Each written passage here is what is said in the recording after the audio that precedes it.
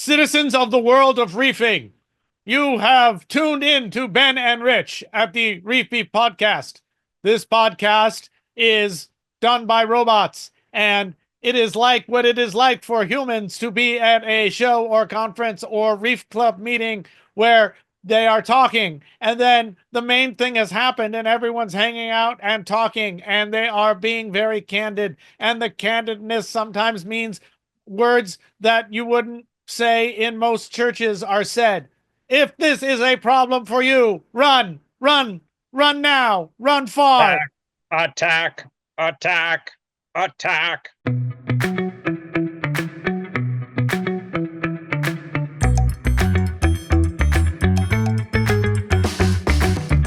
My name is Rich. My name is Ben 2000. And today on the Reef Beef podcast, what are we going to talk about? We're going to talk about some specifics about dosing lanthanum, decision paralysis, beefs, and more. Today on the Reef Beef podcast, this is sponsored by saltwateraquarium.com, Champion Lighting and Supply, and powered by who, Ben? Powered by PolypLab. By PolypLab. That is fantastic, Ben. You're an amazing. You can't shout things. Not like as loud as you did, because the microphones you're always complaining that are shitty cut. Yeah, it got mad at me. But they're not shitty, so you're stupid. Cramping my style. Yeah. How's it going, Ben? Oh man, good to see you here. Good to see you too. We've people may not know this, but we record in advance, and we try to keep a couple in the can. And Ben and I haven't talked in a couple of times. A little lazy. I had other stuff going on. I've been fighting rats. Really? In the backyard. Like fisticuffs? Yeah. You know, we did all that work in the yard, and it's gorgeous and it's beautiful, and we're planting stuff, and some of the rats are coming and digging stuff up, and it's, pissing me off. Man, fuck rats. So about a month and a half ago, I caught like 9 rats, and then there's been this 1 or 2 rats that are just too smart and won't get caught. Well, it's survival of the fittest. Really pissing me off until last night. Do you have like those big traps? Yeah, I've got every kind of trap now possible, because it's like fish.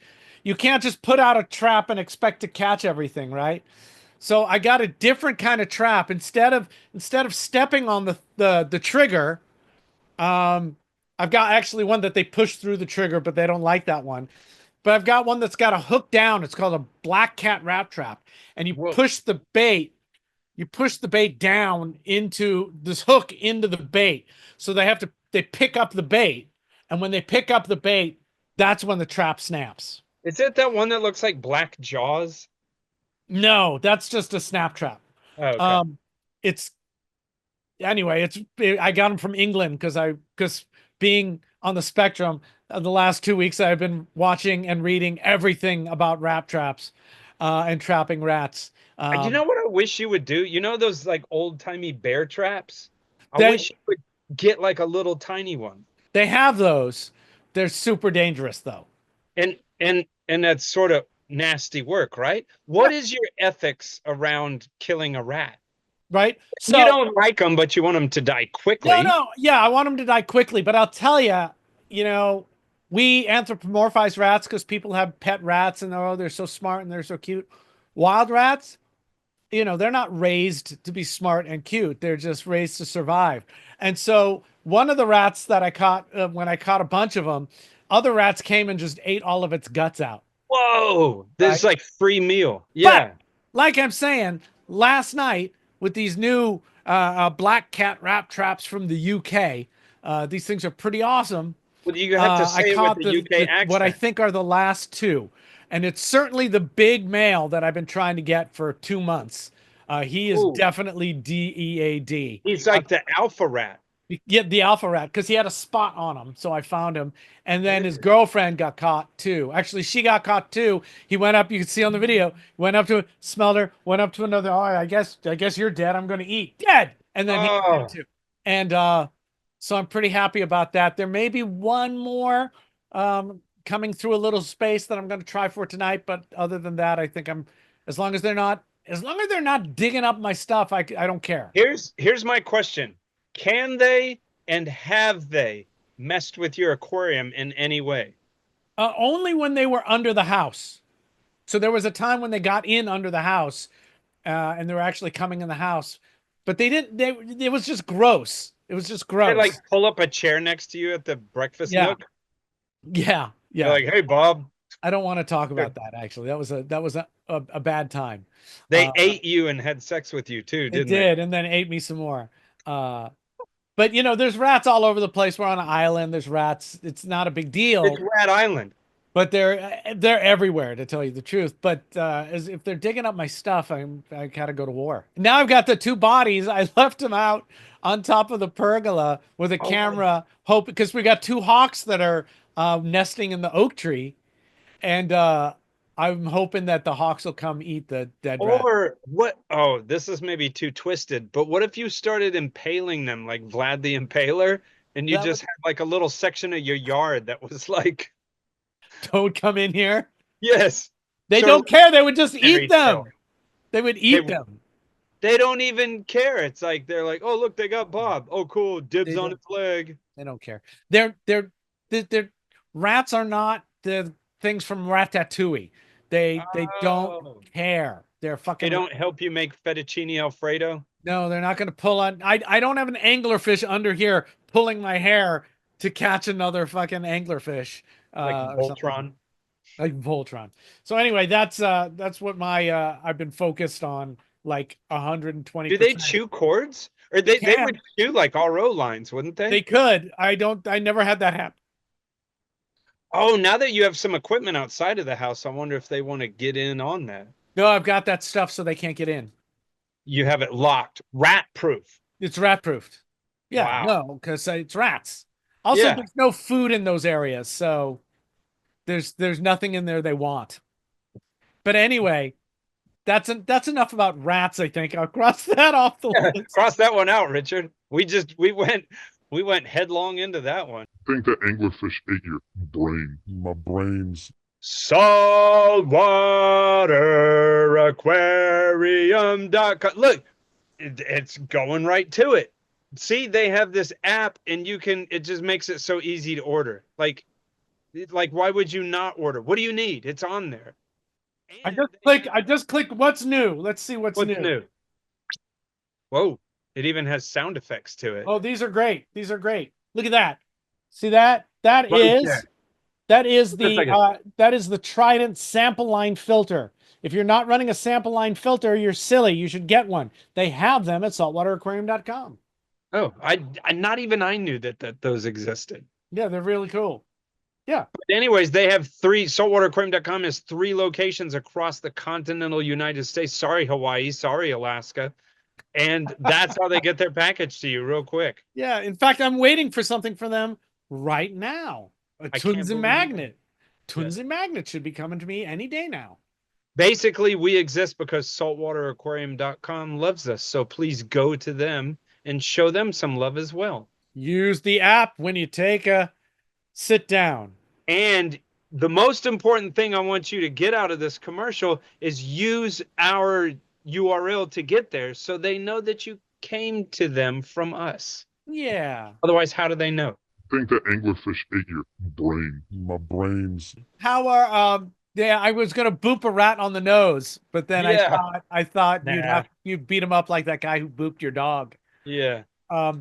What you got anything reef related going on at your house before we get into I guess I should catch up too, but let's do you.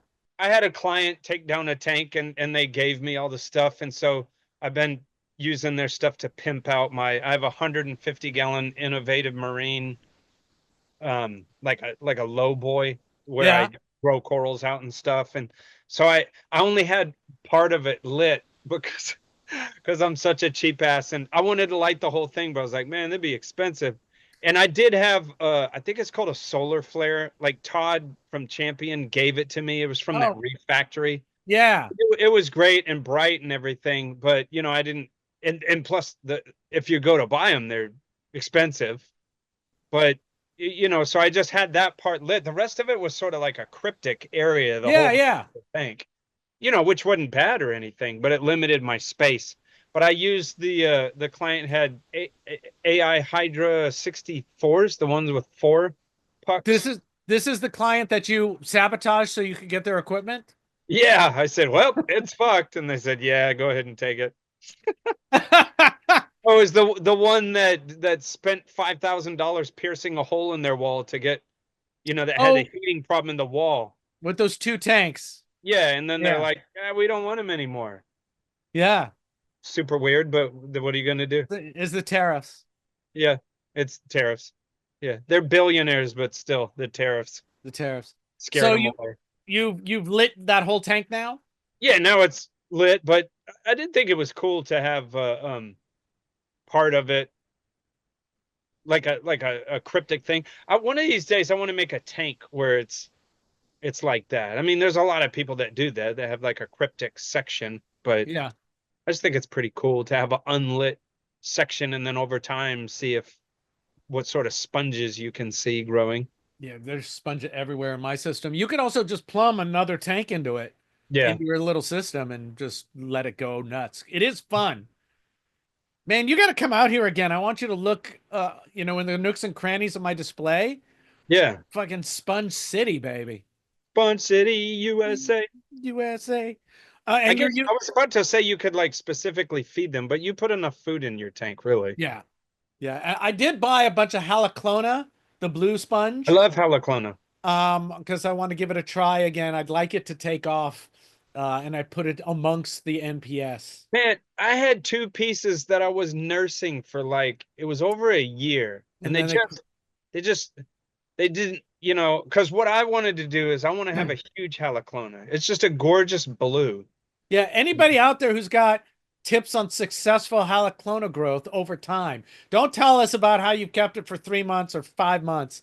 We want it growing for a year. And what do you attribute that to? These ones that when I first got them, they were like the size of a pea. Yeah, yeah. And they stayed the size of a pea for a year, and then they sort of disappeared. I've been dosing Reef, and I think Probably. that's what's going to make the haloclona go. That's the missing link. We're going to design a proprietary dosing pump. Yes. For Reef because I found that that if we want to make money, that's the way to go, because holy shit, dosing pumps are expensive. It's crazy. They can be. Well, now with the tariffs. If you need to dose these 3 elements, you need to give us $600. What? Yes. Oh, and buy the elements. I will actually come to your house and dose it for you. I was watching a video about that today, and it struck me about, wow, that's the way to do it. You get your money for nothing and your chicks for free. For free. But you don't just make the liquid, you make the thing that doses the Yeah, liquid. no, you have to make the doser thing. Yeah. Yeah, it's crazy. What's going on here? Same old, same old. I keep trying to get to videotape the new stuff, because the display has changed. Because I went at it about a month and a half ago, and I added a bunch of NPS to it, and it's really looking good. I did a modification to the sea swirls. I got to do a video of all this, because I didn't like the sea swirls are. I put that at the end of the lock line, and they rotate so the flow kind of moves around. Yeah. And I didn't like how they looked in the tank. So a trick I stole from Matt Wandell, I glued some rigid tubing to them, some clear rigid tubing, and now it's just clear. Oh. It does make the circle bigger that they're hitting, but so we'll see how that goes. Got a bunch of corals from Chris Meckley that I put in, and it looks good. Oh, cool. Still working on this anemone tank with ACI. Yeah. It looks to me like barnacle blennies will eat sexy shrimp. Oh, really? Yeah, that's what I'm thinking's happening here. You got to choose one or the other. One or the other, and in a world where you could have one or the other, which one do you choose? I would probably go with the sexy shrimp, but now I've got to wait for 18 barnacle blennies to die off, and oh my god, they're doing really well. So there. Oh, they're so cute. I got to make videos of all this. And what's going on back here? This is I readjusted the flow in all the tanks behind me to make sure. Somehow I had like tweaked flow and forgotten about it. and now it's all back onto like burly flow. I just want burly flow all the time, Burly. and Tubular. things look really good. Things look Cool. really good. What is your flow? everything's What are growing. you using for flow on those? On those tanks behind me, they're 36 by 18 by 24-inch deep tanks, and they have two waves on them, Neptune waves, and Ah. they're on the sides facing each other. And you know, I had another call, a consult, who never paid me, that jackass.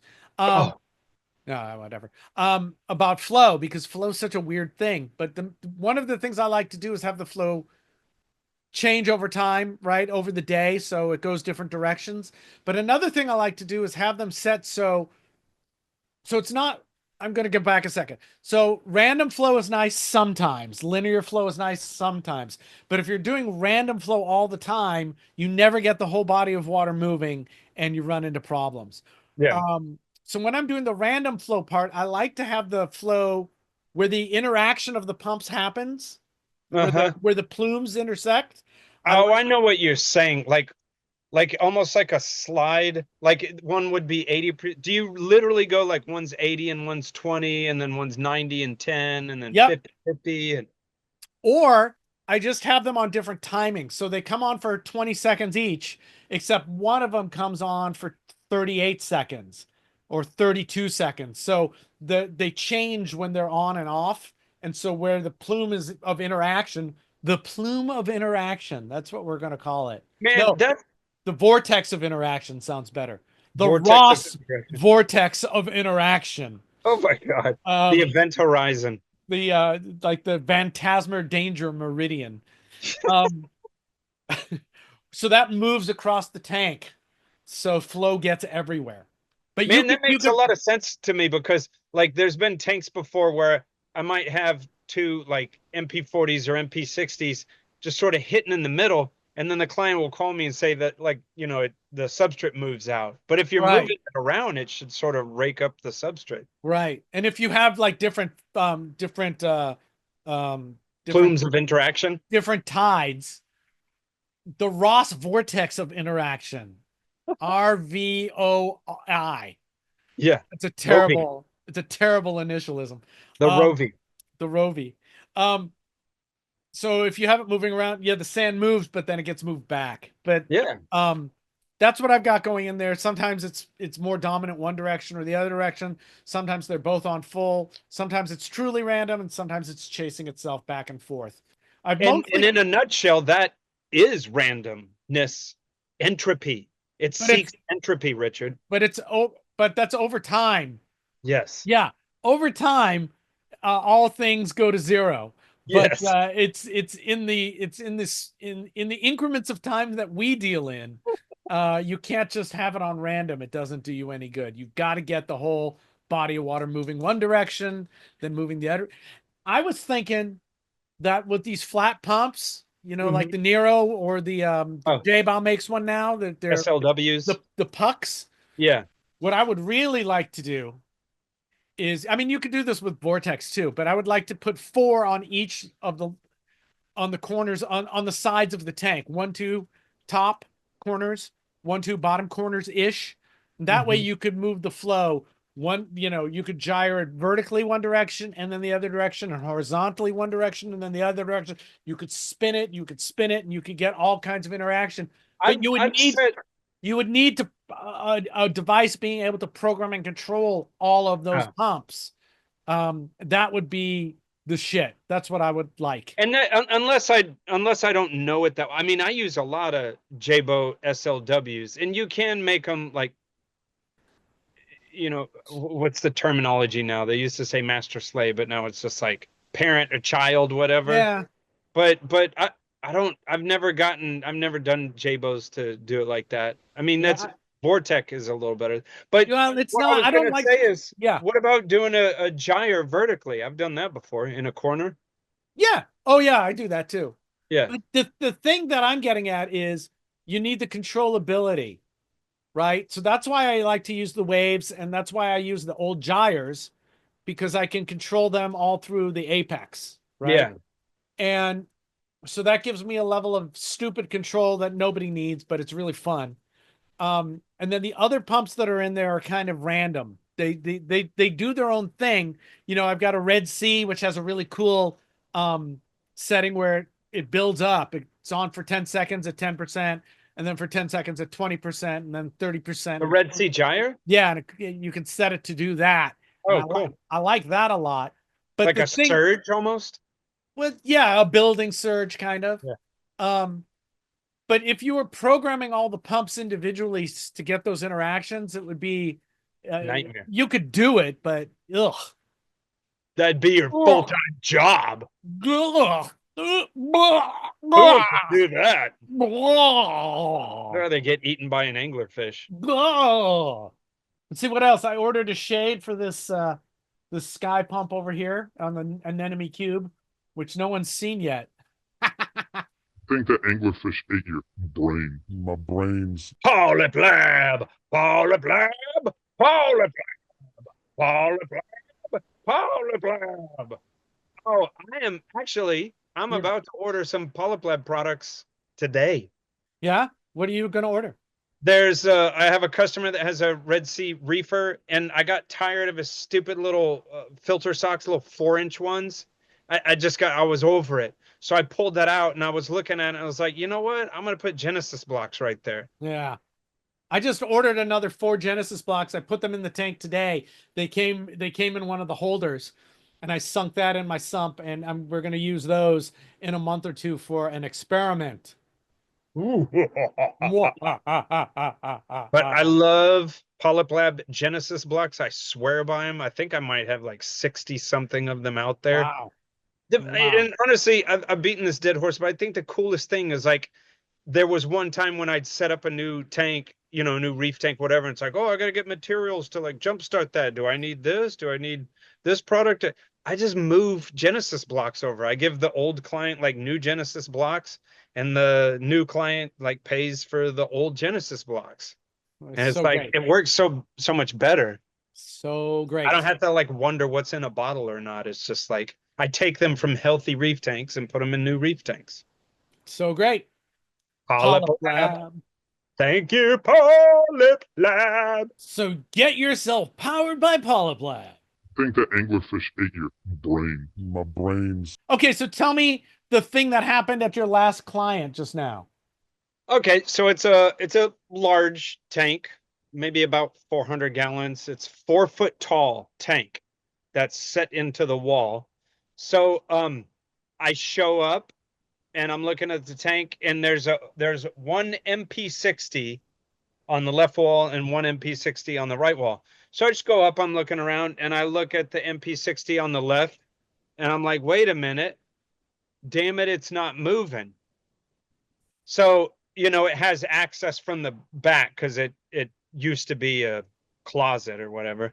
So I go to the back, I open it up, and I'm like, wait a minute, I actually have 2 skimmers on it, because one I can get to, because I love to wet skim, and one I can get to do that. And then the other's the Tunza skimmer, and you can't really force it to wet skim. Do you like to wet skim? I've never heard. Yeah, I know. Never. Yeah, and you like to dose lanthanum chloride. Oh, we're supposed to talk about that. Oh, I see what you did. Okay, so yeah, go on. I'm sorry. Anyways, I look and I'm like, I'm all ADHD, so I always blame myself. So I look and I'm like, damn it, I did not turn on this power strip. I have a couple power strips, and oh no, there's a thing, like this tank doesn't have a Neptune Apex on it. Like not every tank has a Neptune Apex on. I would like to in the future, you know, talk to every client that doesn't have one on it. I'd be cool with that, but just this tank doesn't have that. Yeah. And I was like, dude, you know, I got mad at myself because this occurs sometimes. I forget to turn things on. So I turn it on and I go walking back around the wall to the side of the tank, and I look and I'm like, wait a minute, that damn pump still isn't on. I'm losing my mind. And I go back and I kneel down, I turn that power strip on, and I was like, wait a minute, it might be the power strip, like an internal fuse or whatever. And I'm sitting there for a while and click. So, you know, it's tricky because this was a power strip I got off of Amazon, but you know, and you can poo-poo on that, but being not an electrician, sometimes it's somewhat difficult to decide, for the layperson, like, hey, that's a good power strip or that's not a good power strip. I don't assume that everything that's on Amazon is a shitty power strip. That's certainly not the case, but this is whatever. When I did, power strip, this is what, Amazon was like, hey, we check those out. It's like, okay. I look a little bit of like, how big the cord is, and is it protected? Like, does it has an internal fuse that protects itself? So this one seemed decent, but maybe maybe we'll link it right here. This is Reef Beef's Office of Shade. I think it's impossible to tell. I tried to get some. I like switched power strips. Oh, like DJ. Yeah, with the lights in it, so I could tell, but the lights go out. Yeah. Everything's fine and everything sucks. Yeah.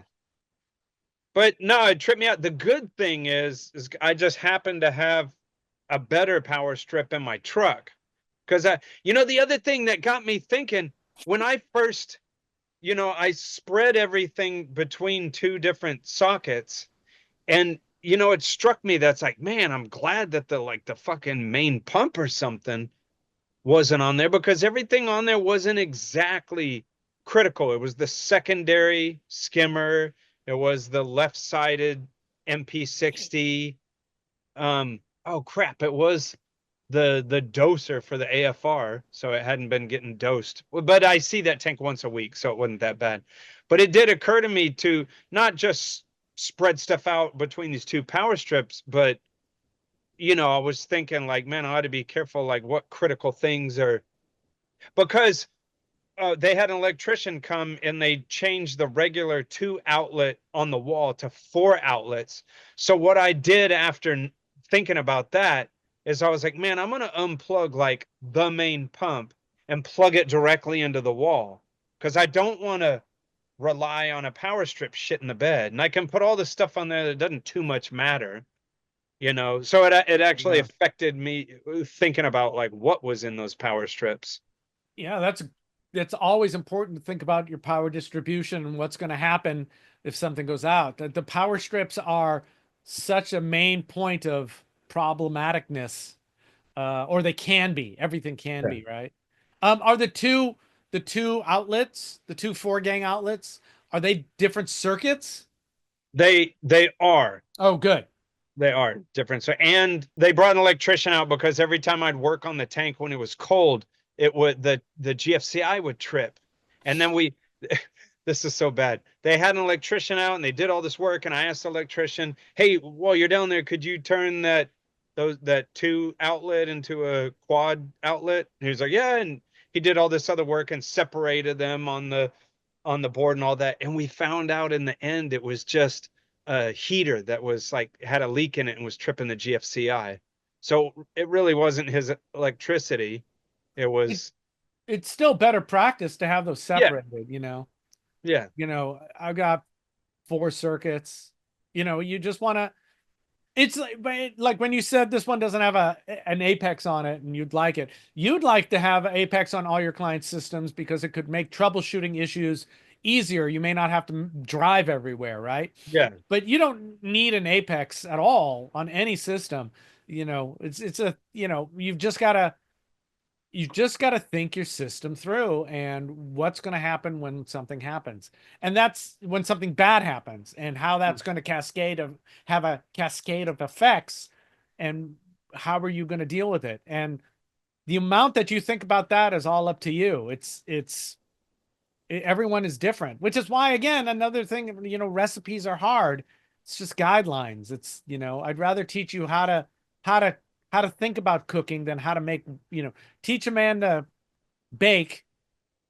Just a man, not a woman. Give a human a cookie and they eat a cookie, but teach them how to make cookies and then they'll get diabetes. And they get diabetes and lose their feet. Yeah. So what are the morals of that story, Ben? Well, think about what you have plugged into certain power sources. This one's tricky. I was going to say buy decent power strips, but that's not like if you're going to Home Depot or Lowe's, like don't get the stupid office ones that you put a fax Yeah. machine into. Like get the more industrial ones that have like, certain, what is it, joules or whatever protection. And Yeah, man, when I did some research into this, it was so hard to find any actual information about the different power strips. And it feels like it's just like furniture. All the furniture is made at the same 10 factories in China, right? yeah, All the power strips are made in the same place. So sometimes I like to get the switched ones that are metal. It feels like, but who knows, right? So I my serious criteria is, because I'm a stickler for things mounted and clean and whatnot. I have to get the metal ones that have the dog ear like screw holes. yeah. Cannot stand power strips where it's like you have to match up two screws. You could take a piece of paper and draw where they are, and then like put screw, and you're like they're like the keyhole like I thing. hate that. Hate it. There's a couple new solutions with that. There's a like a lock and key, like a tab and key. I'm holding my hands up. Like Yeah. there's a female kind of long receptacle that goes on the wall and a male one that goes on the power strip, and you slide them into each other and they mate, and that holds the whole thing up onto the wall. Well, So now we're learning. those are available and they're pretty good. Attaching them to the power strip is the hard part, right? Because that tape And you could 3D print something too. is sticky. There's also, I just got some new tape that is supposed to be able to hold things up, and you put it on the wall. It's double-sided, and you stick it on and you push things against it, and it's supposed to come off and leave no residue. Oh, So I'll try how much I trust them. I'll try that and see what you think about that. If you have a large aquarium that has all sorts of power draw, consider, two separate circuits around that aquarium versus one. Yeah. And then distribute your stuff accordingly. Oh, I was going to say, you've got that return pump on right into the wall. You can get a switched cord for that too. So Yeah, that's true. So instead of unplugging it and stuff like that, if that matters Actually, to you. Champion, I think, sells something like that. Yeah, Champion has a few of those. Yeah. Lighting and supply. And supply. Good Brought to you by Todd Crunkle. I think that anglerfish ate your brain. My brain's Champion. I'm about to order from Champion Lighting and Supply today. Woo! I think I need Khmer doser heads. I got parts to AI Hydra lights that I need to fix them up. And when I get it, they have those giant blue line tongs. Todd sent me those, and they sort of sat in my truck for a while, and then I started using them, and I freaking love them. They're great, right? Because their handles are wide, but the tong parts is small. It's not wide. Yeah. But also, too, whenever you order from them, the thing I love the most is that Todd is head over heels in love with Mother Earth. And what that means is he packages your packages with reincarnated cardboard that he shreds in his own warehouse. So he's not putting plastic in there or peanuts or things that are going to end up inside of a hippopotamus. He loves the earth, and he packs the packages with care. Packs those packages with care. Packing packages. Yeah, and Champion Lighting Supply is one of the sponsors of Reef Retreat, so he loves the hobby too. They put their money where their mouth is, and they talk with money. Check them out, Champion Lighting and Supply. I think that anglerfish ate your brain. My brain's. Let's talk about lanthanum for a minute. Let's do it. This is like our little. Like I was gonna write this up as an article, but I was like, where am I gonna put this? Put it on Reef Beef. So I'll put it on Reef Beef and then have AI transcribe it, and then I'll make it an article, and won't take me any time, and then I'll sell it to somebody. There. Now we're cooking with grease. So the idea of lanthanum chloride is this: and I'm not gonna get super technical because no one actually cares, right? You drip this solution into the water, and it binds instantly with the phosphate in the water. And then you need to get that flocculant out of the water, because it could do bad things, whatever those bad things are. If you put too much lanthanum into the water at once, you put in more lanthanum than it can react with the phosphate, and then it's looking for all kinds of things to react with. And it can Fish react with gills. fish gills, it can react with your pump parts, clogging them up, it can react to the glass or the acrylic of your tank. You won't be able to get it off. So you don't want to do that. So when lanthanum is used in public aquaria, it gets dosed into the sand filters. Ah. And so it gets mechanically filtered out. So when people started doing it in home tanks, they were putting it into 10 micron socks, right? Ah. Because you want to filter it out. But people are still overdosing it. So they're putting in too much, and it clogs the sock faster because you don't have the turnover going through the sock to keep bringing more phosphate laden water into the sock, because there's passive flow through the sock, right? So I'm sure I'm not the first person to do it, but I was like, why don't we do it in the skimmer? Will the skimmer, export the flocculant? And I talked to bigger men, Craig Bingman, our good friend, and he said that should work. Try it and let me know what happens. I was like, cool. So that's what started that whole long process. Did he giggle right after he told you that? Yeah, he went. If you don't know Craig, that's how he laughs. Yeah. You do it better. You do it better. Like the little, what's that? Those little muffins.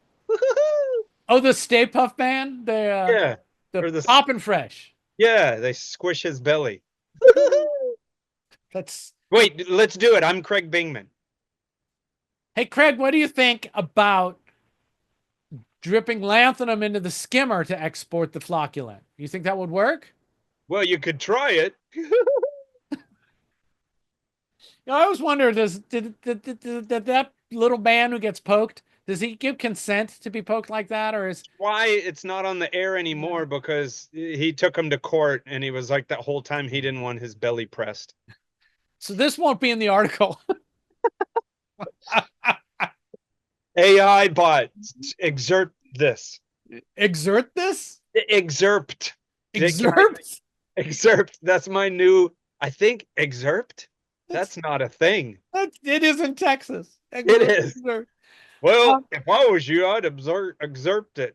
So Bigman says do it, and it works. I can see a difference in the skim mate, in the foam head. It holds together a lot more when it's doing lanthanum. And you don't have you never have issues with the impeller and Well, here's the key, right? So here's the deal. Here's what you really need to think of.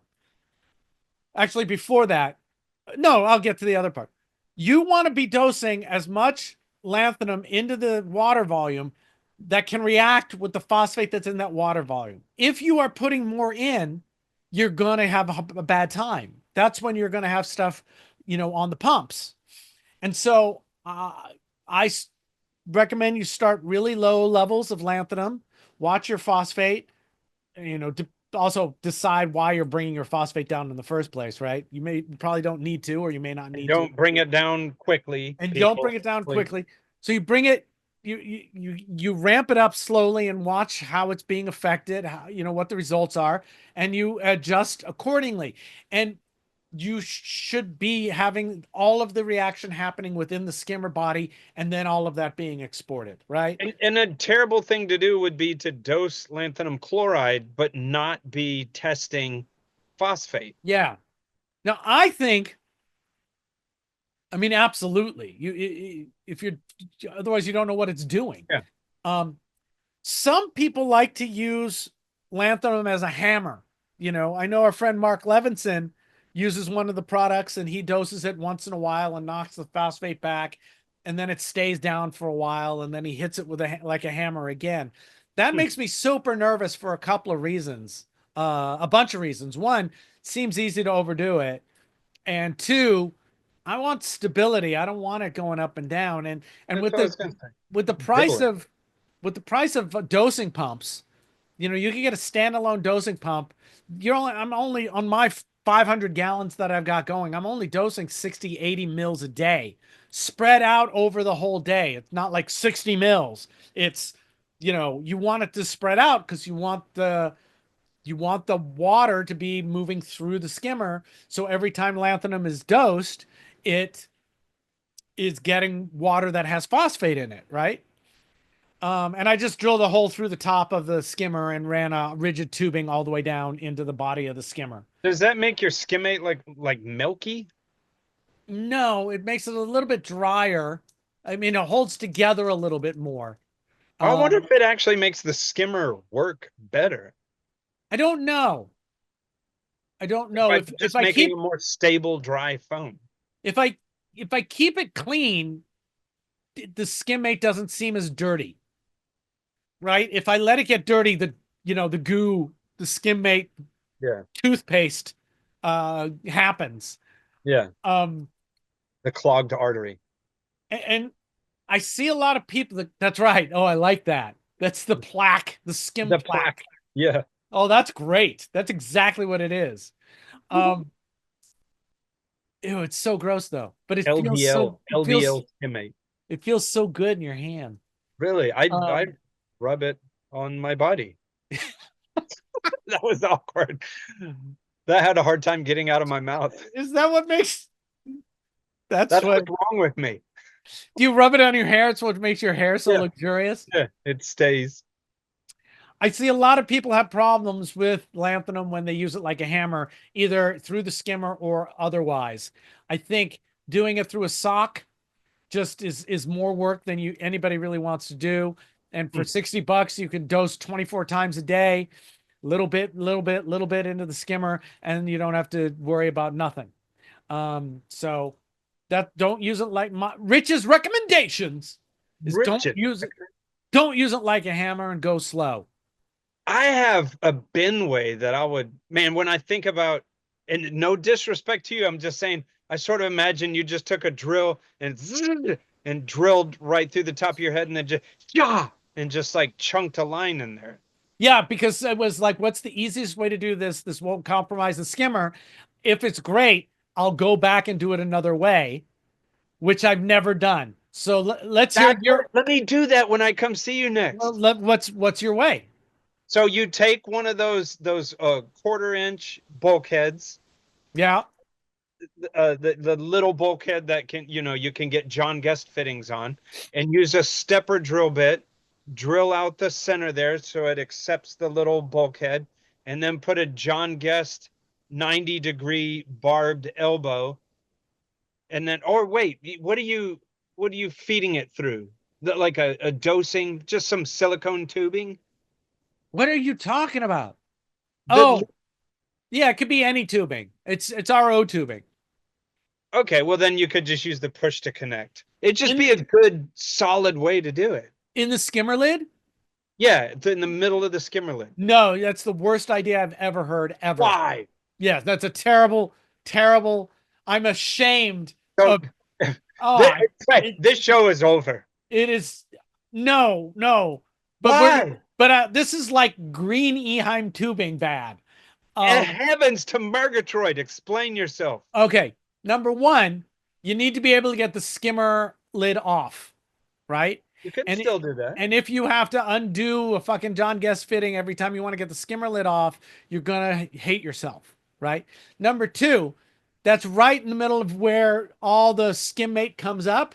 It's just a nucleation site for the skimmate toothpaste. It's just going to become disgusting over and over again. What? How are you squishing it in there? I just lay it in there. No, wait. How are you getting lanthanum inside of the skimmer? A tube goes through a hole in the top. Yeah. Connects to a piece of rigid tubing that goes into the body of the skimmer. I don't know. That's not that much different than what I said. Maybe you're misunderstanding. Oh, but I can just pull a thing out and it's super easy. Yeah. Yeah, and it's not a place for goo. This is what we got to do. Got to put a bulkhead either through the cone neck of the skimmer or through the side of the skimmer. That's a little dicey, but well, you see why I don't know that they make them, but you know those uniseals. What if they made a little baby uniseal? They do make a little baby uniseal. They do? Yeah. My God. Yeah, but it would also be very easy. My skimmer is PVC, so they make a 1/4-inch uniseal. I believe they do. Well, I'll be darn tootin'. You want me to look it up right now? Because you're Right now, stop the broadcast. You're looking at me like, what? I didn't know they made a little, like you could pass RO tubing through. A little. 1/4 inch uniseal, How cute. Does it have diapers on it? 73 cents. Really? But now with the tariffs, $73. Or you could get it at Amazon for $7.50. Yes. But I'm sure Oh, no, wait. I'm Bezos sure. backed out.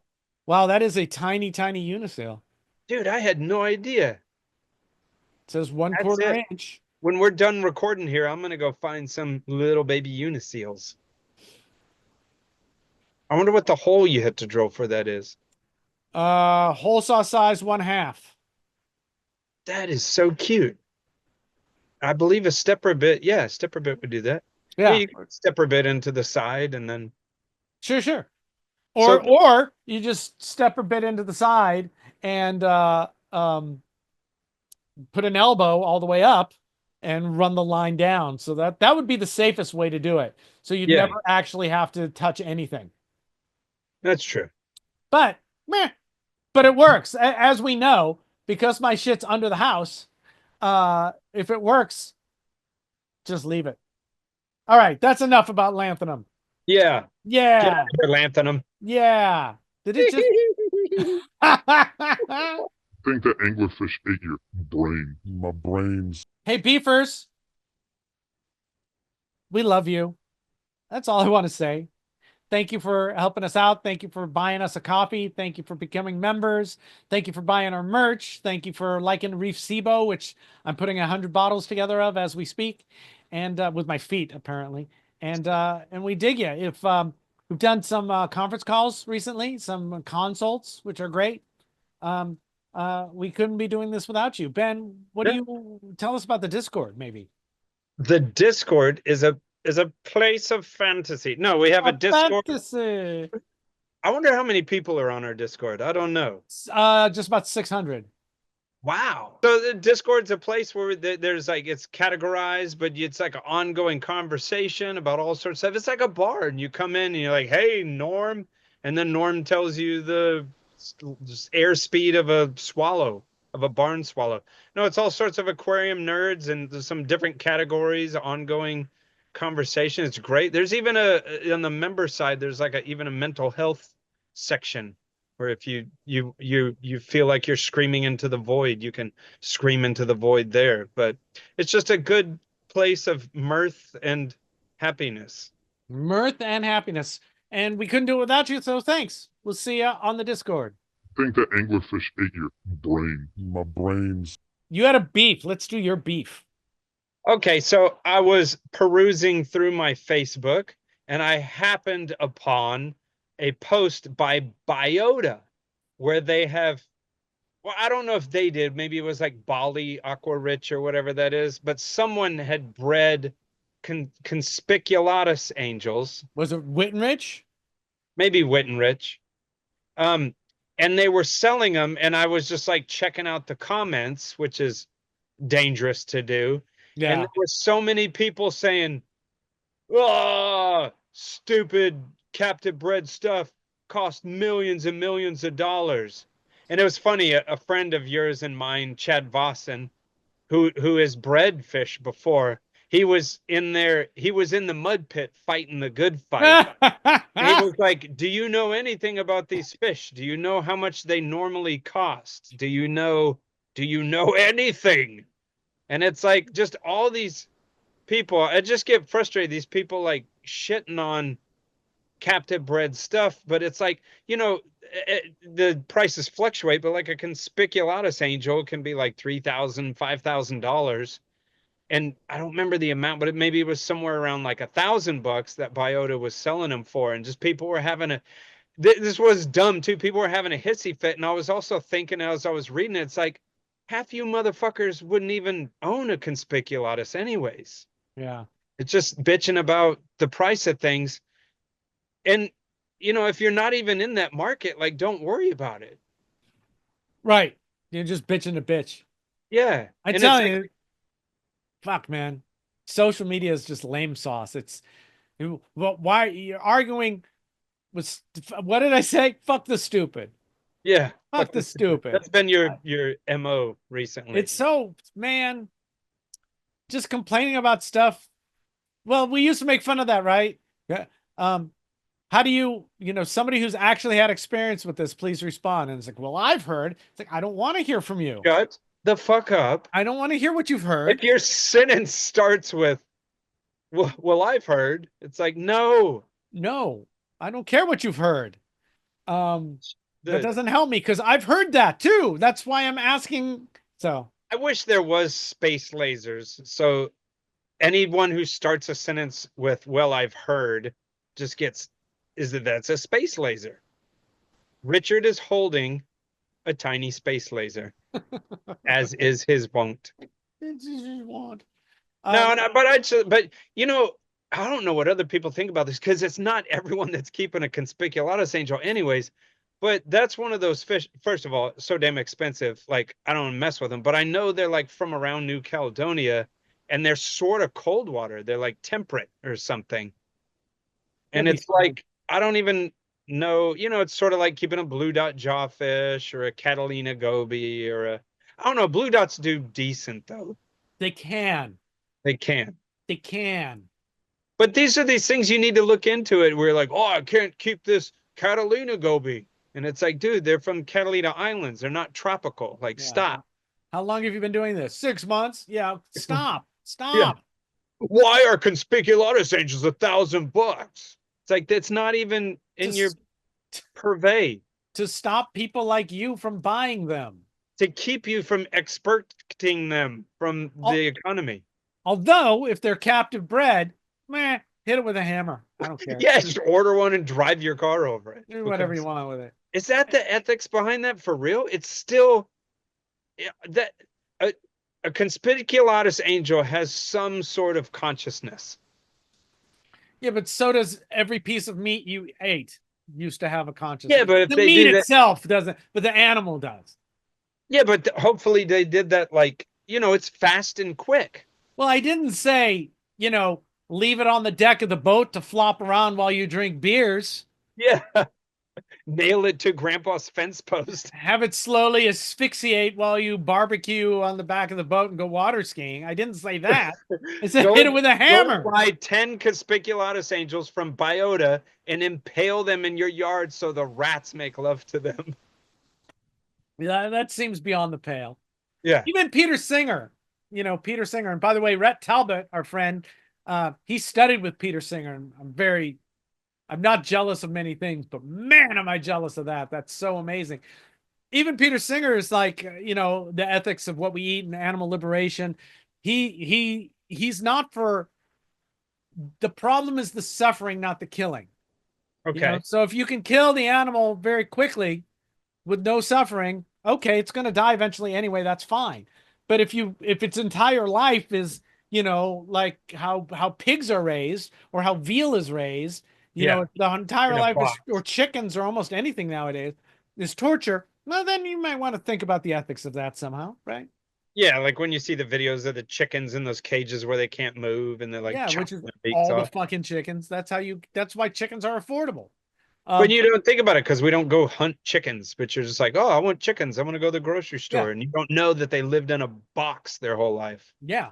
So that seems bad. So on our world, in the reef world, if you want to get, captive bred stuff and hit it with a hammer, I'm upset, but I'm not as upset as I would be is a wild caught conspic hit with a hammer. Yes, you just go out on a boat in New Caledonia and just like hit conspicuous angels with a hammer. Yeah, that tells me that there's something wrong with you. There is definitely something wrong. Yes. It's like some sort of like sadist tourism. That's charter fishing, dude. Yeah. Oh, that's true. Like sadist ecotourism or not ecotourism. That's hunting. Yeah. No, hunters can dispatch of the animals sometimes quickly. It's unintentional if not. People aren't throwing ball peen hammers at. They are when you hunt Deer. the ultimate game, man. Yes, just a bag full of ball peen hammers. I'm going deer hunting. No, the ultimate prey is man, Ben. Oh, okay. I will give you $10,000 for your family if you let me hunt you with a bag of ball peen How hammers. good is that $10,000 gonna do you if? No, it's to your family. Oh, screw them. Yeah, That's why I had kids, so they could be hunted with ball peen that's hammers. right. That's right. Very interesting stuff. The ethics is really, really interesting stuff. It is weird, and like it's I think of weird stuff like that, but I come across people that don't. You ask them about that, and they're like, "Oh," and it's like, "Man, you don't think about weird shit."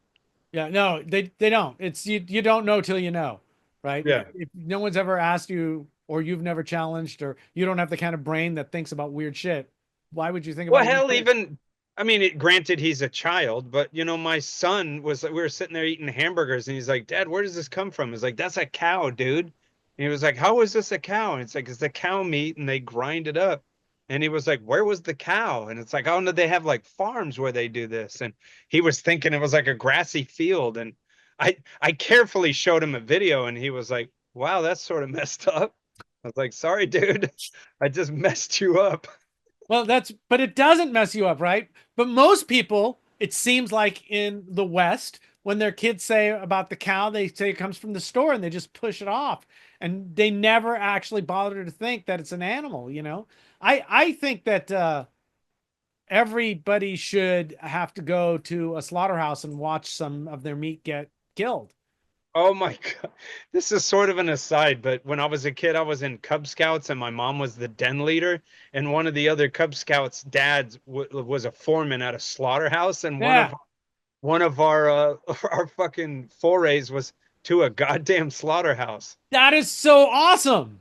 I still, to this day, I still remember it was in Denton, Texas, and it was weird because they had outdoor gutters that would just flowed with blood. Yeah. And we didn't touch it, but we got to go meet like the attack dogs that they kept on site. There were Doberman pinchers that they had in a cage. And the dude, my buddy, the guy that worked there was my buddy's dad. And I never thought about it until that day, but he was missing two fingers. And I ate hamburgers that day, and I ate Les's dad's fingers. Tell me about the screaming of the lambs, Clarice. They're Clarice. silent.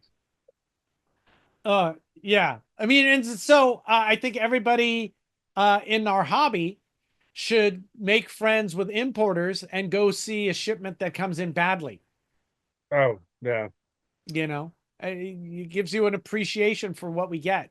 Or hell, man, that's the 10 years I was working in retail stores. Like it changes you. It makes you jaded or what, I don't know. When you see all that on that side, and people come in and they're mad because coral beauties cost this much. It's like, you have not seen what I've seen. Right.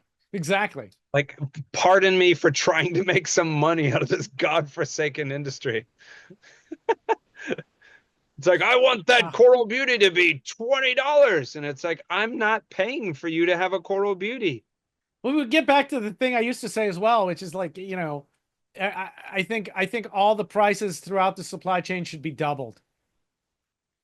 And then because importers, who are trying to do it well, and stores that are trying to do, like Kenny, who's Kenny at High Tide Aquatics. By the way, if you're a beefer, you can get 10% off Kenny's shipping now, so you can get his quarantine stuff. Go, Kenny, go. And other people who are trying to do it well, like Meckley's trying to do it right. These people are not making money hand over fist. I think people should be making a living instead of, passion projects for their living, to eke their way through life. It's well, we had that conversation in that one episode where it's funny, that's the same client that has the 4-foot tall tank, where he asked me to get him a blonde Naso tank. And this is a guy, I don't mess with hobbyists, but he's enough to where he knows, like, he goes to stores, and so he knows what it costs. He wanted a huge one with streamers, blonde Naso, so I look it up and I was like, it's going to have to be like $800. And he's like, $800? And I was like, I'm bringing it in. I'm QT Right. it for about a month. If it dies, I eat it. You know, it's a gamble. Right. And then people who so yeah, you have to eat it if it doesn't live. It's a living thing. And people just don't really think about what's entailed in getting an animal to them. It's But that's why I always get mad at the stores. They're like, "Oh, we sell blah blah blah tangs for, $50." It's like, dude, you're not doing this entire industry any sort of service. yeah. Huh? Yeah, and then people who are like selling frags and stuff cheap, it's like, dude, dude, dudess, peoples, you're not taking into account your time. The first thing I talk to people is, oh, I got my store and it's doing okay. How much are you paying yourself? Oh, I'm not. Oh, you pay yourself? Then your fucking store is doing terribly. Your store is Yeah. doing really badly if you're not paying yourself. Man, and it's difficult, right? Though, because, it was a long time ago, but I worked in 5 different stores. And so it's like, you're trying to pay yourself and you're trying to charge more that you're making money. But then this bullshit store down the street is like blowing out, and it's almost like trying to wait and see if they go out of business. Right. But it's tough to run a store. There's no way in hell I would run a fish store. No way. Everyone who sells livestock, either stores or Hats off wholesalers, to you. I can't take this one off. This is grafted to my It's head. actually you. Wow. That's a whole thing that people are doing, from the importer to the collector to the.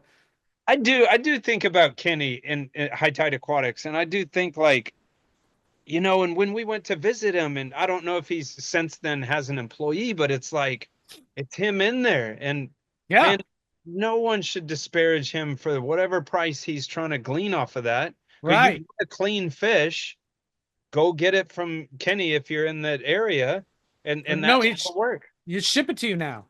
Oh, okay. Yeah, you Yeah. can ship them to you. It's shipping now. And yeah. And even you don't have another person helping you out. It's tough. Yeah. This It is tough. This is the weirdest hobby. That's the cheapest, most expensive. It's an expensive hobby with so many cheap. I guess that's every hobby, though. Well, it feels weird to me. I'm standing in like a $5 million house, and and then someone's arguing with me over a couple $100. It's like, dude. Right. No, it's a weird thing. It's a fucking weird thing. Well, I could go down the street. Well, then go get it and acclimate it and throw it in there, and you got velvet. Everything's dead. And what'd you save? You killed all $5,000 worth of your fish, and just, I don't know. But you had to be able to say all that calmly and professionally and in a nice way when you're selling things to someone. Right. Well, yeah, but the hard part is because people are uninformed, is they just see the price and they go, I mean, But I want to fall on the ground and start crying. That's not a professional way to do it. Why is this red devil $30 when across the street they're $10? Go buy from across the street then. Yeah. And then you'll buy another one, and then you'll come and buy this one. I think for a store, and I'm won't not saying it's just that easy, but I would say, find a set of principles and just stick with it. And that should be your thing. Of the tire kickers that come in and want to beat you down on the price of stuff, that's not your client. Yeah. And you're like, oh, well, that client went out the door and I guess they'll never be back. You don't want them. You're going to come back every time and nickel and dime you. It's not good. It's not good. I'm always thrilled when someone gives me a deal or something like that. I never ask, because I don't want to be that guy, and I know what they're doing, And it's not a that's the problem, I think, that it's a live commodity. So there's like loss with that. Also, you got to feed them, but it's not like dry widgets on a shelf. Like, right. I could understand. It's like, oh, if I got 5, would you take this for them? But it's like, they don't, the widget doesn't like die and then the store owner eats it, right. Well, it's also like, but if I'm going to buy, 5 of 7 things in the tank of the same fish or whatever it is, I might go, what do you want for all of them? That's a good way to say it. Because you're probably not going to sell you're not going to sell just one. I feel bad leaving the one fish, but as that's coming out of my mouth, I find myself more often than not just buying them all. You know what I mean? Yeah. Because why should I try to take money out of Kenny's pocket or Carson's? And people are very nice to me, and they give me deals, but I also then force them to not give me deals sometimes. It's like, Yeah. you've Picking. got to make fun. You don't ask don't don't ask your friends for deals. Fuck you. Oh, Fuck I've- you. Support your said that. friends. I've said that before on this. There was a time where a friend of mine like opened up a restaurant, and me and some buddies went there, and he was like, "Oh, dude, don't worry about it." And I was like, that's a dumb. I paid the bill because I was like, Yeah. "That's the dumbest thing ever. I want you to succeed." And he Yeah. was like, "Oh crap, I didn't think of it." And then we knew another guy in town that gives like, he sort of makes his living off of giving reviews of restaurants, and we found out that he's a real like seedy asshole. Like, because Yeah. what he does is go around and try to get deals off everything. Yep. Like, you're not helping these people. Fucking Instagram reviewers. Yeah, Like, it's even like, give me a hamburger and then I'll say your hamburgers are good. when Ben comes out here, I try to pay him. He often won't let me. Sometimes he does, but then I listen to Well, what he's that talking about. massage was pretty good. The what? Massage, yeah. Massage. But then I also listen to him, and that's why I bought you that the Milwaukee, Which broke a year ago, and I gotta I gotta send it into them. I can't help you if you break it, but Yeah, I know. But it's like no, I can't. No, my friend came out and helped me. It's like, Wait, we're why am friends? No, Okay. I'm just saying that for the show. It's another Anyway, bit. I think we're beating that fucking horse to death. Yeah. I don't think we want to talk about decision paralysis today. I think we're going to skip that Yeah. because that was enough. Yeah. But I have a beef, and then one more thing. Show me your beef. So here's my beef. This is going to be a weird beef. The beef is really people who really complain about products. Uh-huh. Oh. Well, Right. yeah. No, you're always harping on that. Yeah, but it makes me grumpy. So it feels like a lot of people grump about Apex and about what it doesn't do and how expensive it is.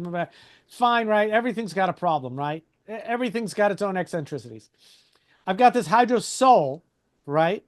And I love it, except every time I go to use it, because it's just running, so every couple of months I turn it on, the app is updated, and because the app is updated, I need to update the firmware on it, which is a pain in the ass. Yeah. And it occurred to me today that if I was in the field or if I was on vacation and I needed to make an adjustment and I couldn't make an adjustment because the fucking thing needed to be updated and I can't update it remotely because that's bad practice, I'd be pretty grumpy. Will it quit? It'll quit dosing if it's... No, it won't quit dosing. Well, but it's just bad practice to update something if you're not there. Oh, totally. Right. Well, I've learned that lesson. So I was like, I don't like this, and it wasn't like, fuck you guys. It was like, this seems kind of dumb. What am I missing here? I can't be the first one to notice this. And so it turns out I'm not the first one to notice it. It's a thing. And so I was asking, what's the workaround with this? And, at first it was like, there's no workaround. And then I got, well, when that happens, you can press the button on the app and it'll take you to a web page, which will let you control it just like it, that's, just like that.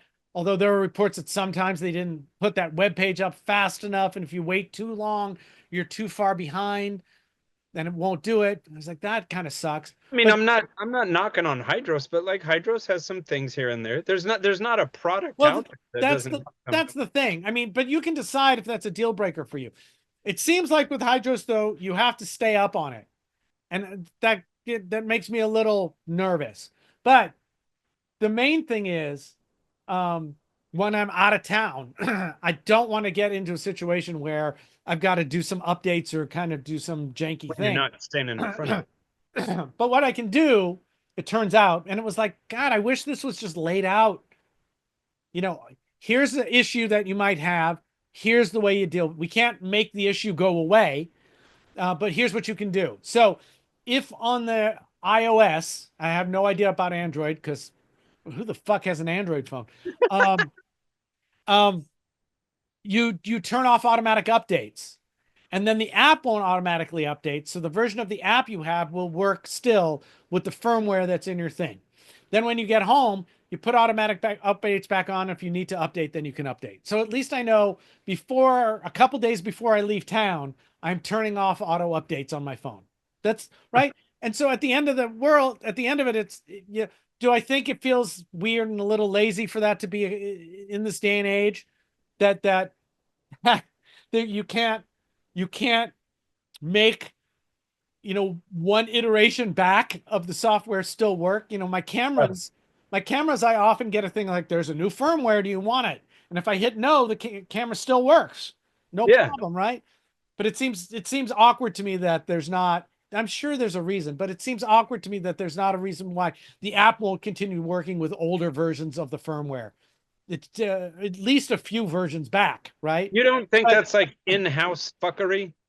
Yeah, and again, I'm not the guy making it. I'm not Like the when person. Apple got in trouble for making their batteries like crappy, and so people would run out and get new iPhones.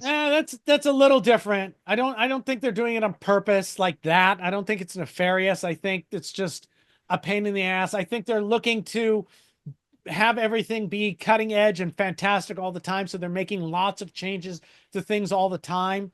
But you know me, I just want shit to work. I don't want to have to jiggle its balls every day to make it do its job, right? I just want to set it, forget it. And then when I need to do something, I want it to be there. Yeah. Right. So maybe Hydros isn't for me full scale, unless I feel like I'm going to make sure I'm up on everything all the time. But man, that Facebook page for the Neptune Apex, honestly, I almost never comment on there, but I No. look at it as almost like entertainment for me, like comedy. Like, and I just ghost it all the time, but I'm just like, people will put a post of, I hate Neptune. Do you hear me, Neptune? I hate your products. Yeah. And people are like this isn't an airport. You don't have to vocalize your departure. People like, and then but it's Pepsi and Coke and Ford and Chevy and Android and iPhone and Hydros and Apex.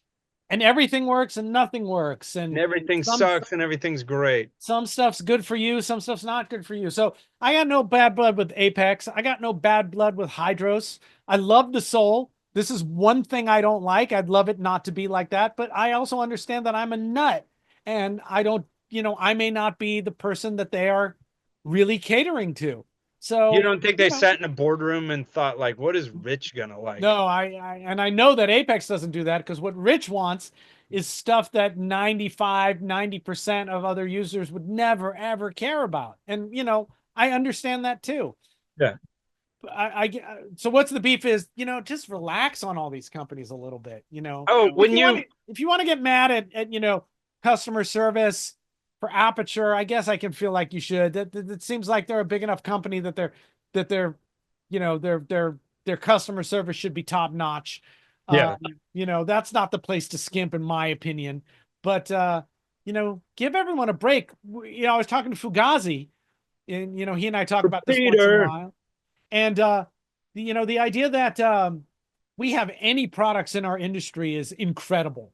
No, that's what I was gonna say. Like when you first said this was your beef, immediately my mind goes to, I get pissed off too. You've seen it, we've seen it, But when I stop and think, like, first of all, saltwater keeping is a niche inside of a niche inside of a niche. And it's like, we're lucky that we have jack shit. That anyone makes anything. Yeah. If you don't know, metal halides came from a different industry. Our pumps came from a different industry. Everything. And I love it when they say like, oh, metal halides. They're like, oh, they can make, they'll just make some other ones. And it's like, do you know that like Philips is like running a factory and some guy comes up and whispers like, hey, can we make some things for the aquarium industry? And they're like, what? How much does that make? And they're like, guffaw. And they're Yeah, like, oh, or eventually they might do some limited runs of stuff, or you know, but we're still using the infrastructure and the equipment that is made for the bigger market. I You mean, know, imagine if because someone has to look at like the profitability of something and it's like, oh, can we make some more halides for an aquarium run?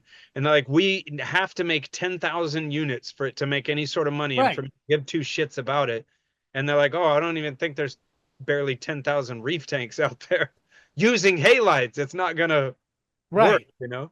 And when yeah. I get mad at Apex, when I got mad at the MXM, and then I'm thinking like, how many MXMs did they make? You know, it's just insane. Like, who knows the numbers? I don't know like how many. You'd have to sit there and think about how many people may have high-end saltwater Oh, aquariums. when the thing clicked, when the port pushed in. Yeah, when I first got, yeah, that one of mine Yeah. where I pushed it into the USB and it sunk into the thing. Yeah, that's annoying. It's not the end of the fucking world. Yeah, no, like I was You gonna know? go outside and just murder the first person I saw, Open it up and glue it down, hack or it get down. another one and send that one back. It's just not Yeah. the end of the. It's not. Wow, our hobby should be love, man. Like the Love. first thing I'm gonna do is go onto that Facebook page and say, "Fuck you, Neptune." That Facebook page is so crazy, man. And then Insane. people, yeah, and that's where people go to complain. So you're gonna hear Or, complaints. but and not to go out too much into the weeds, but I love it too because there is some presence of Neptune on there. But it's funny because people treat it like it's the customer service department, and it's like this is a third party Right, Facebook fan page right. with a little And bit of this, people from Neptune on there that may or may not chime in. yeah, and 95% of the problems are user error. Yes, Just that always too. are. And then and did you open a ticket? This is the worst support. Did you open a ticket? No. What the fuck are you talking about? And then they get mad at Neptune, and but I've seen the Neptune employees are like, "This is not, we'll be here to try to catch this now and then, but this is not Neptune customer support." And you're Yeah, like screaming into the void, yeah, you know? yeah. What did you do to the baby? You held the baby underwater? Yeah, Yeah, and it died? Yeah, we don't cover that because you're not supposed to put your baby underwater like that. Um, anyway, be kind, man. be cool. If you're grumpy about something, you got a legitimate complaint. I get it. That's fine. Talk to them and go, this is a legitimate complaint and I'm grumpy about it. But if you come at them swinging, they're going to ignore you. And why do you need that stress? Okay. Anyway, that dovetails into the last thing I want to say is I got another couple of emails about thanking us for talking about mental health, Oh, specifically my fucking stupid brain, and going on brain drugs. Apparently, it's very brave of me to talk about it. yeah. But I don't, it's a very brave of you to talk about your insulin, Ben. It seems like the same thing to me, but I understand that it's not. I'm That's my just, spectrumness going. It's the same thing. Who cares? But yeah. apparently, people care. Um, so No, like people watch all their things like and maybe I think it's cool that there's like you could be watching a podcast about remote control vehicles or about how to hang sheetrock or whatever. And it's like maybe it seems weird to some people, but it's like you just take a second, like sometimes life's hard and life sucks, like take care of yourself and blah blah yeah, blah. Like and that just strikes people as like, oh, where you just find some like I don't know what I'm trying to say, some solace in the people solace in the people that you watch and they're like, hey, yeah, it they're sucks just sometimes for us too and they're just we're all people. in it together. Yeah, and it's really fulfilling when somebody writes back and said, because you guys talked about this, I've got some help, or it helps me to hear that other people are having this. So, They all just the watch you and they're like, man, I felt crazy, fuck that. yeah, that guy's crazier than I am.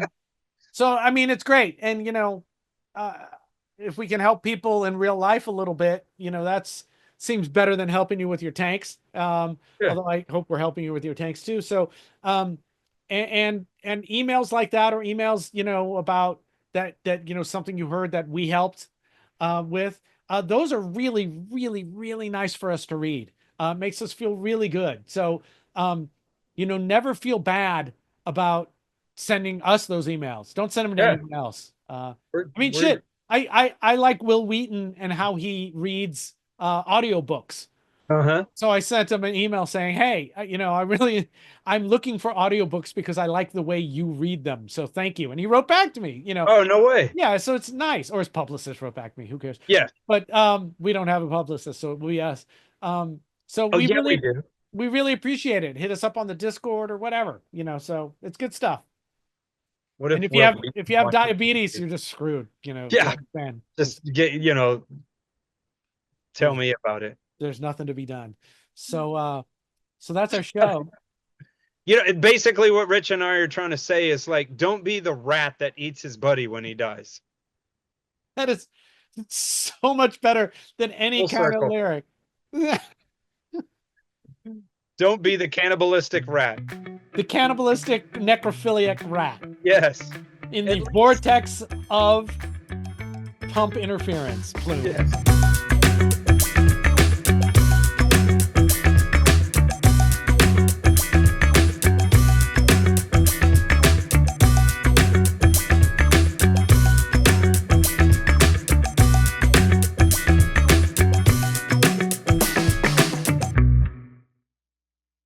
I think that anglerfish ate your brain. My brain's water change. Water change. Oh, that'd be annoying. A water change, a Dalek. Wet skimming. Rat skimming. That's what you sound like. It is like a Dalek. Yeah.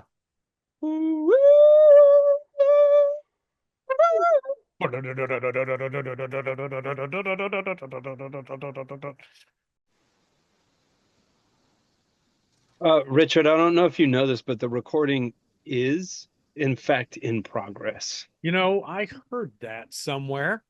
The recording is in progress. Is in progress. Dude, you look like a deep sea dweller. I am a deep sea dweller. I dwell in the deep sea. That's usually where deep sea dwellers dwell. I like that little chuckle. I never heard that Richard chuckle before. I don't know what the muscle's called that closes the top of the stomach, but I could use my hefty might to overcome that sphincter, The duodenum. And remove myself from your esophageal passage. But how would you do that? You just said that's like going, I would rule the world by ruling the world. Oh, and then okay. I would plant my feet very firmly at the bottom of your stomach, and I would do a tiger uppercut to the top. And I'm sure that inertia would carry me at least a decent part of the way, and then it would be a struggle to get past those nasty teeth of yours. Okay, and in this version, you're a person. Yeah, and you're an anglerfish. I didn't realize you were a person. Oh, so you were trying to say like I'm some damsel just scooting around. Yeah, if you were a fucking fish. I think if that was the case, I would just be fucked. I don't want Snowman to yell at me. Oh, constantly. Snowman's always browbeating you and me. Just angry. There, leave it like that. Snowman will love that. It's like a grunge concert from the 90s. Yeah, how about we just go back to automatic, huh? You should be sepia.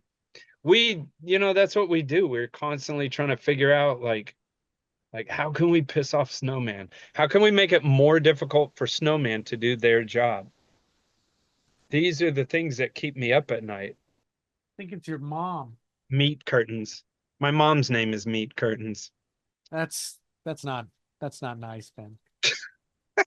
I'm not nice.